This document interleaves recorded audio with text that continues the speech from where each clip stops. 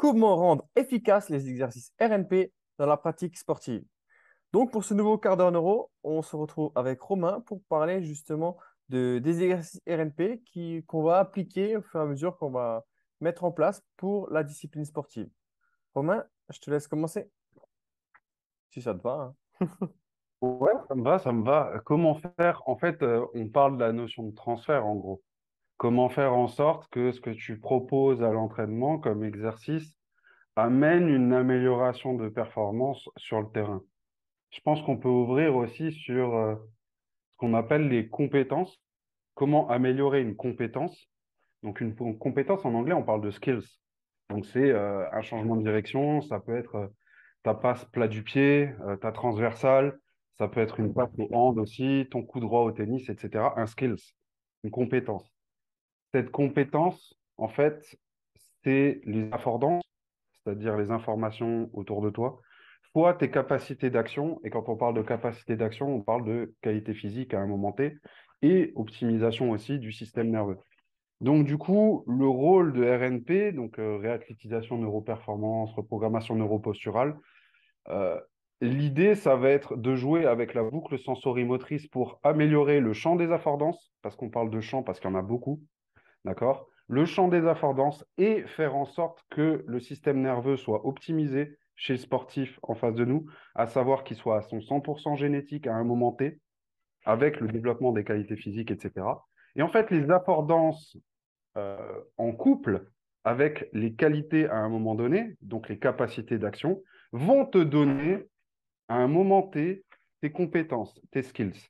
Donc du coup, si tu veux t'assurer qu'il y a un transfert sur le terrain, il faut t'assurer que les affordances soient OK et ou que ton système soit optimisé et qu'il y ait des capacités d'action qui soient bien imbriquées avec les affordances et inversement. Tu as Donc là, on des parle sur exemples un peu plus concrets? c'est des théories de l'apprentissage en fait. Tu as des exemples un peu concrets? Ouais, il y en a plein des exemples. Ouais, comment ça? Sur c'est quoi un skills? Ouais, par exemple. Et les exemples entre Ouais, c'est ça. je sais pas, on va prendre le skills, prendre l'espace au rugby, c'est-à-dire l'espace entre deux joueurs. Les affordances, ça va tout simplement être la vitesse des deux joueurs qui se rapprochent. Donc, tu as ton espace où tu veux aller. Il y a la vitesse des deux joueurs qui se rapprochent, d'accord? Plus toi, ta vitesse de déplacement. C'est-à-dire, tu vois le paysage qui défile, etc. Tout ça, ça va être le champ des affordances, en fait. Mais Hmm. également proprioceptive, avec le sol, etc. Est-ce qu'il est assez dur pour que j'ai du renvoi ou est-ce qu'il est un peu plus mou, etc., etc. Et tu as tes capacités individuelles. Tes capacités individuelles prennent en compte la fatigue. Est-ce que c'est la 80e minute de jeu ou est-ce que c'est la 10e?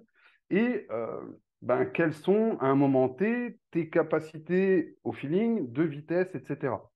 Tes capacités de stabilité, des choses comme ça. Et donc là, on parle aussi de la boucle sensorimotrice, etc. Et en fait, l'idée, c'est tout simplement l'affordance, c'est-à-dire l'espace entre deux joueurs. Est-ce que, avec ce que j'estime être mes capacités à un moment T, j'ai la vitesse nécessaire pour arriver dans cet espace avant qu'il soit fermé? Oui, je continue. Et à un moment donné, peut-être que ça va fermer vite. Du coup, cette affordance, cet espace-là, il sera plus possible d'aller dedans. Et donc, du coup, on va prendre d'autres informations. Il y a un champ d'affordance qui s'ouvre un peu plus. Et on va peut-être regarder notre partenaire à côté, des choses comme ça. Mais ce qui veut dire que autour de tout ce que je vous ai énoncé là, si le joueur euh, l'espace entre les deux joueurs, etc., c'est en vision périphérique légère. Donc, on a la vision périphérique large et la vision périphérique détaillée. Elle est en vision périphérique détaillée du côté gauche, mais en fait, elle n'est pas assez large, donc il en manque un tout petit peu. Et du coup, le deuxième joueur, il ne le voit pas. Si, d'un point de vue proprioceptif, tu as des manques au niveau de la jambe droite, etc., etc., du coup, le champ des affordances, il est moins bon et tes capacités internes, elles sont moins bonnes aussi. Ou du moins, elles ne sont pas au 100% de ton potentiel. Et là, on ne parle même pas de prépa physique, on parle juste d'optimiser le potentiel. Mais donc, du coup, tu peux te retrouver, et c'est ce qui t'amène par moment aussi à retrouver des sportifs qui, parce que au travers des situations qu'ils ont mis en place à l'entraînement de groupe, c'est-à-dire les jeux réduits, les choses comme ça, ils n'ont pas ouvert le champ des affordances, ils n'ont pas cherché à faire évoluer, etc., parce que c'est trop fermé, etc. Ils ont peut-être progressé physiquement sur les capacités individuelles, Mais en fait, vu que c'est un couple entre affordance et capacité individuelle, on se retrouve avec des sportifs qui ont progressé en vitesse, qui sont plus forts en squat, qui sont plus forts en détente verticale, qui sont vraiment beaucoup plus forts physiquement, mais sur le terrain, statistiquement, et sur le terrain, il n'y a pas de progression d'un point de vue des compétences, des skills. Parce qu'il y a un moment donné où il va falloir mettre un lien entre ce que tu proposes sur le terrain, ouvrir le champ des affordances, ouvrir le champ des possibles avec des jeux réduits, des manières de fonctionner qui vont permettre aux sportifs de prendre plus d'informations et mettre ça en lien avec l'augmentation des compétences, enfin, des capacités de mouvement, en fait, et des capacités d'action. Et donc, du coup, tu te retrouves avec des sportifs qui progressent physiquement, mais ne progressent pas sur le terrain. Et c'est en pensant de cette manière-là qu'on touche peut-être du doigt ce qu'on appelle à tort et à travers le transfert dans l'activité et tout ça. Je pense que c'est beaucoup plus profond comme réflexion et qu'il y a plusieurs champs à investiguer pour pouvoir parler de transfert. Voilà, je suis parti peut-être un peu loin. J'espère que vous avez suivi. Enfin, je pense que vous avez suivi. Mais il y a plein d'idées de recherche à aller faire, je pense. Si jamais Romain il est allé Voilà. trop loin, vous me Ça- mettrez dans les commentaires. T'es trop loin! Non, Non, non. ça te fait penser à quoi, ça? Ouais, ça me fait pas mal penser. En fait, c'est marrant parce qu'il y a pas mal de choses que tu as évoquées qui me font un peu des liens, on va dire, dans différentes petites choses. Par contre, et là où il y a une chose qui m'a fait vraiment écho, c'est quand tu disais par rapport à la prise d'espace par rapport au rugbyman, c'est-à-dire que et le transfert, et le retour proprioceptif par rapport au sol, etc., et la prise d'information avec la vision périphérique. Et il y a un élément central qui, à mon sens, est que beaucoup de gens oublient quand ils font des exercices neuro, donc beaucoup plus centrés sur ça, c'est qu'ils ont tendance à faire les exercices de manière isolée. C'est-à-dire, par exemple, tu as un problème vestibulaire, bah, tu vas faire un vestibulaire. Tu as un problème au niveau oculaire ou n'importe quoi, tu vas faire juste ça. Et en fait, ils oublient que dans la vraie vie, en fait, tout fonctionne toujours en même temps. Et qu'à un moment donné, si tu veux chercher un minimum de transfert, oui, faut que tu travailles sur les systèmes qui sont euh, limités ou limitants dans ta performance, mais qu'après, il faut que tu les fasses travailler avec tous les autres systèmes.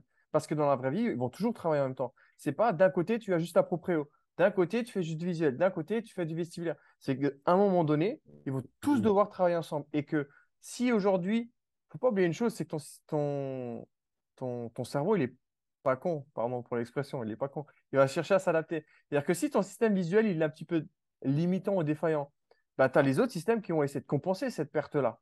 Et du coup, si tu redonnes une bonne information au niveau visuel, ben, les autres proprioceptifs vestibulaires vont de nouveau s'adapter par rapport à ça.